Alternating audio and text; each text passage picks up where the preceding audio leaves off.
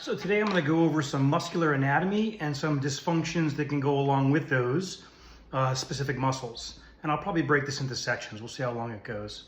So let's start off looking at our model here.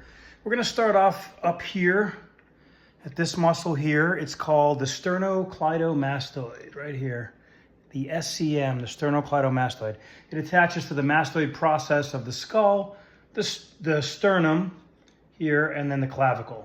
So those are the attachments. That's what it's named for. Okay. When that muscle gets tight, you can have what's called torticollis. Torticollis is where you can't turn your head, right? You ever wake up where you can't turn your head all the way to one side? It's all locked up in there and inflamed. That's spasm of this muscle, or it's called splinting of this muscle called the sternocleidomastoid. There's a cranial nerve that supplies that, the spinal accessory nerve, but there's also the second cervical nerve. If we look here, I don't know, we can't really see the cervical as well, but the second cervical, the nerves from there go to the sternocleidomastoid as well as the trapezius muscle. And so if that nerve gets irritated, it can affect those muscle groups, okay? Now, if we go underneath, okay, so if we pull that off, we go underneath the sternocleidomastoid. Let's look here. We've got, make sure I can get you guys to see this. We've got the anterior scalene muscle, the middle scalene, and the posterior scalene. And then we've got this guy here going into the medial superior border of the scapula. It's called the levator scapulae, okay? Now, these two muscles, the anterior and middle scalene, those, if they get tight, they can cause, them and a number of other muscles can cause what's called thoracic outlet syndrome, where you can get pain and numbness and tingling down into the arm and hand. Of course, if it happens on the left side, make sure you check your heart. But this specifically, right, these two guys, if they get tight, and they attach to the first rib there. What else? If you have, this guy here. So this is pectoralis major. Underneath it, you got to pull that off. Underneath it, you've got pectoralis minor right there. If that one gets really, really tight, it can actually impinge some of the it's called the brachial plexus. It's the branches that come from the fifth cervical, 5th, 6th, 7th, 8th, and T1. Those nerves branch and supply the entire arm, hand, and shoulder. So they can get trapped at different points.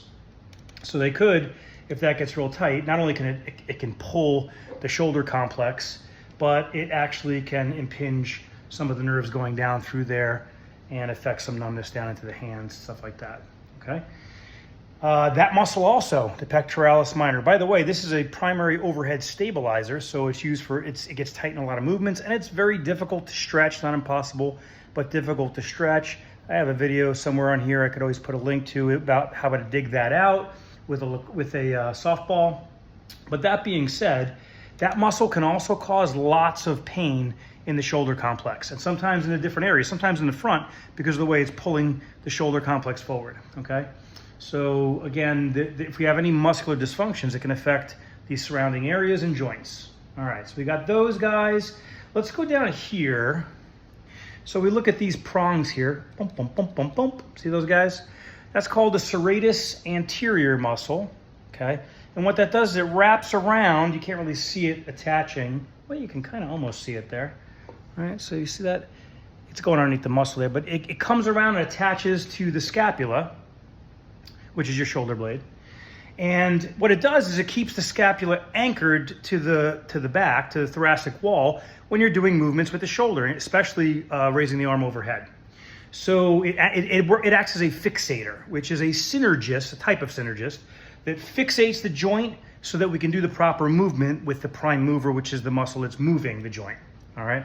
Now, if you get weakness in this muscle, let's say it gets injured, damaged, overstretched, strained, thoracic, long thoracic nerve, which is what supplies this, gets damaged or impinged somehow, then what you're going to have, and I can't show it on this, but what you're going to have is winging of the scapula, which if we take the shoulder blade, it goes wings like that.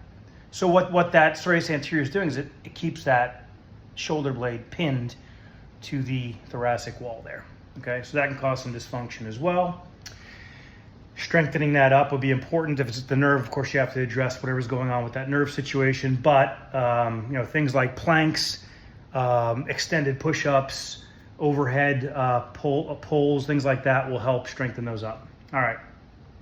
Let's see what else we want to do. Just a couple of things anatomy-wise, just so we can get some bearing.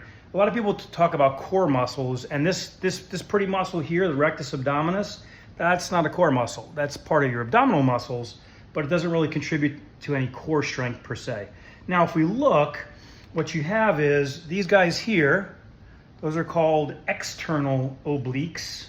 And then on this side, if you look at the angle, by the way, the fibers, they go this way. So I always tell students like fingers, like putting your hands in the pocket, that's the direction of the fibers. On the other side, we have it dissected away, and you've got the fibers going up this way. Those are the internal obliques. Now what you have is, you have the external obliques, you have a rectus sheath over that. That's actually the most external. A rectus sheath, external obliques. Then when we pull off the rectus sheath, you can see the rectus abdominis. And on this side, we've got to pull off pull off that external oblique to get underneath it to see the internal oblique. If we were to pull that off, there's actually a muscle that goes transversely, which goes this way, and it's called the transversus abdominis. It actually acts as your body's natural girdle, keeping this all in tight. It's actually this way. And that's your primary core muscle, but the obliques are also work as core muscles, as well as some of the lower back, the deep lower back muscles work as core stabilizers as well. So that gives you, let's see, we'll do one more, and then we'll probably cut the video and go do a different one for the lower extremity. So we go here. You know what? I'll do that on the next video. We'll go a little bit upper and lower because this video is getting too long. Stay strong. See you guys next time.